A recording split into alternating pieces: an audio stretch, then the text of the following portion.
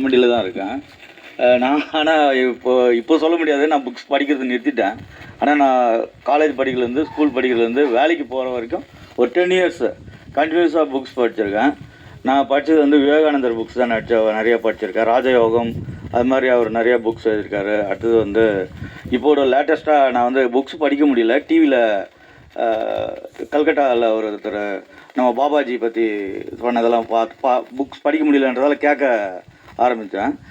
நீங்கள் விவேகானந்தர் புக்ஸ்லாம் படிச்சிங்கன்னா அவர் எழுதினதை படித்தோம் வச்சுக்கோங்களேன், அவர் நம்ம கூட பேசுகிற மாதிரி இருக்கும். இந்த பிகினிங் நான் வந்து ஒரு இளைஞராக இருக்கும்போது அதை படிக்கும்போது எனக்கு செல்ஃப் மோட்டிவேஷன் நிறையா வந்தது.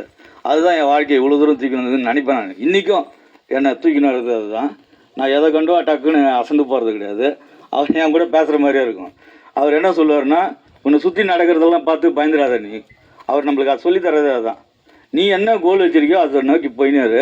உன்னை இப்போ ரொம்ப யாராவது டிமோட்டிவேட் பண்ணுறாங்கன்னா அதை பற்றி கண்டுக்காத. நீ உன் வேலையை பார்த்துக்கினே இரு. அதாவது ஒருத்தருக்கு மட்டும்தான் எல்லாம் ஃபேவராக இருக்குன்ற மாதிரி நினைக்காதீங்க. எல்லாருக்குமே எல்லாமே நடக்கும். அது மாதிரி சொல்லுவார். நான் வந்து அதை படிச்சுட்டு என்ன பண்ணேன்னா, என் ஹைட்டுக்கு விவேகானந்தருக்கு ஒரு ஃபோட்டோ வாங்கிட்டு வந்து வீட்டில் வச்சுட்டேன். டெய்லி அவரை பார்க்கலாம் எனக்கு ஒரு மாதிரி இருக்கும். கல்யாணம் ஆனவொன்னே வந்தோடனே என் ஒய்ஃப் தான் எடுத்து அதை தனியாக வச்சுட்டாங்க. ஏன்னா இவனா சாமியார் மாதிரி அதையே பார்த்துட்டுங்க. சாமியார் கிடையாது, அவர் வந்து சொல்கிறத நீங்கள் கேட்டிங்கன்னா அந்த அளவுக்கு நம்ம கூடயே ஒருத்தர் இருக்கிற மாதிரி இருக்கும். அவர் பேசுகிறது நீங்கள் அந்த புக்ஸ்லாம் படித்து பார்க்கலாம். விவேகானந்தர் படிக்கிறது ரொம்ப கஷ்டம்.